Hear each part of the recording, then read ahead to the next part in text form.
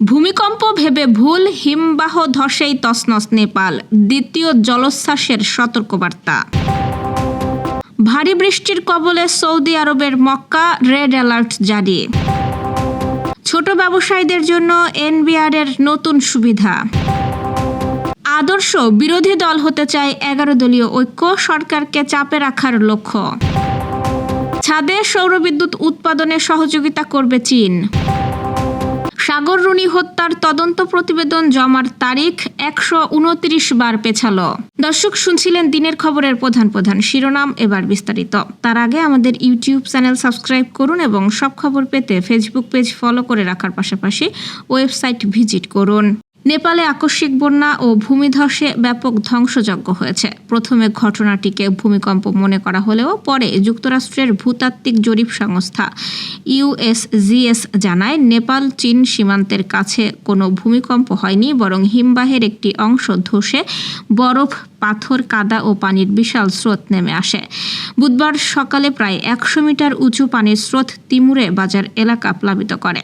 সীমান্তে অপেক্ষমান 3 শতাধিক পণ্যবাহী ট্রাক ও যানবাহনও ভেসে যায়।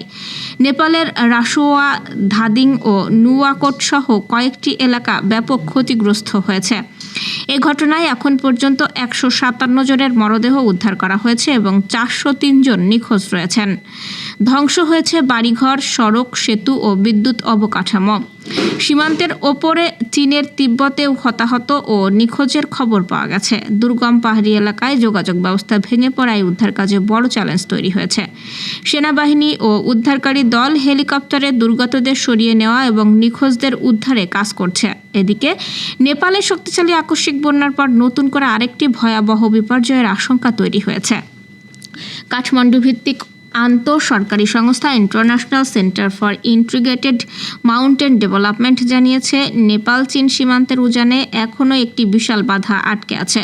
এর ফলে যে কোনো সময় দ্বিতীয় একটি জলোচ্ছ্বাস ধেয়ে আসতে পারে। হিমালয় অঞ্চলের 8টি দেশ ভারত, নেপাল, ভুটান, চীন, পাকিস্তান, বাংলাদেশ, মিয়ানমার এবং আফগানিস্তান নিয়ে কাজ করে ইসিমোড। হিমালয় অঞ্চলের 8টি দেশ ভারত, নেপাল, ভুটান, চীন, পাকিস্তান, বাংলাদেশ, মিয়ানমার এবং আফগানিস্তান নিয়ে কাজ করে ইসিমোড। 1983 সালে প্রতিষ্ঠিত ইসিমোড হিমালয় জুড়ে পার্বত্য পরিবেশ, হিমবাহ, জলবায়ু পরিবর্তন এবং দুর্যোগের ঝুঁকি নিয়ে গবেষণা করা শীর্ষস্থানীয় বৈজ্ঞানিক প্রতিষ্ঠানগুলোর একটি।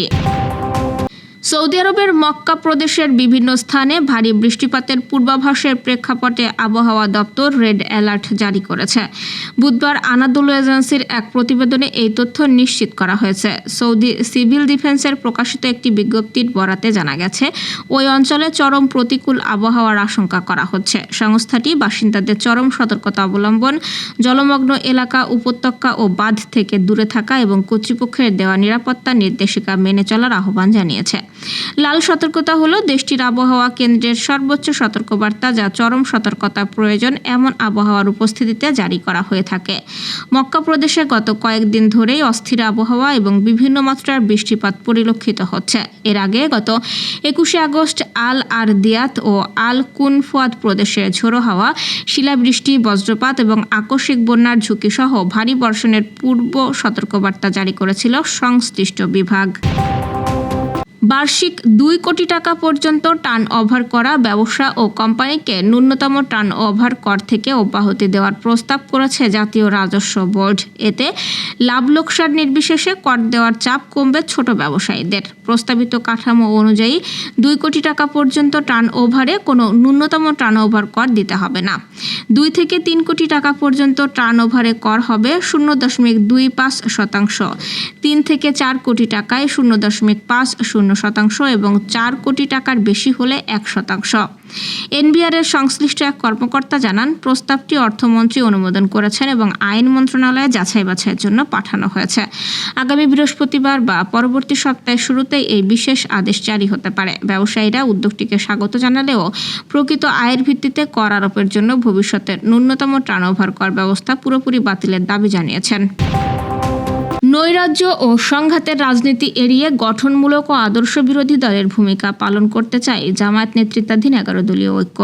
জুলাই সনদ বাস্তবায়ন, গণভোট ও জ্বালানি সংকট সহ জনস্বার্থের বিভিন্ন ইস্যুতে সরকারকে চাপে রাখার কথা জানিয়েছেন জোটের নেতারা। তারা বলছেন, সরকারের ভালো কাজে সহযোগিতা এবং ভুল বা জনস্বার্থ বিরোধী সিদ্ধান্তের সমালোচনার মাধ্যমে জবাবদিহি নিশ্চিত করতে চান। একই সঙ্গে রাজপথের কর্মসূচি শান্তিপূর্ণ ও নিয়মতান্ত্রিকভাবে পালনের সিদ্ধান্ত রয়েছে।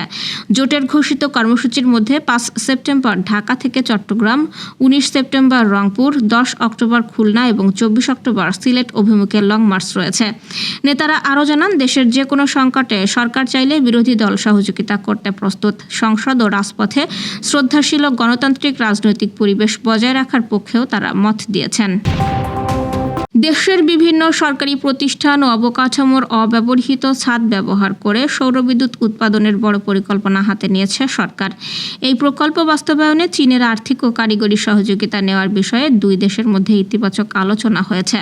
বৃহস্পতিবার সচিবালয়ে স্থানীয় সরকার, পল্লী উন্নয়ন ও সমবায় মন্ত্রী ডক্টর আব্দুল মঈন খানের সঙ্গে সৌজন্য সাক্ষাৎ করেন বাংলাদেশে নিযুক্ত চীনের রাষ্ট্রদূত ইয়াং ওয়েন।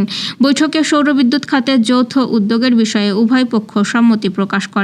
বৈঠকের শেষে স্থানীয় সরকার, পল্লী উন্নয়ন ও সমবায় প্রতিমন্ত্রী মীর শাহে আলম সাংবাদিকদের জানান, দেশের ইউনিয়ন পরিষদ, উপজেলা পরিষদ, পৌরসভা, সিটি কর্পোরেশন এবং গ্রামীণ হাটবাজার সহ বিভিন্ন সরকারি প্রতিষ্ঠানের ভবনের ছাদে রুফটপ সোলার প্যানেল স্থাপনের পরিকল্পনা নেওয়া হয়েছে।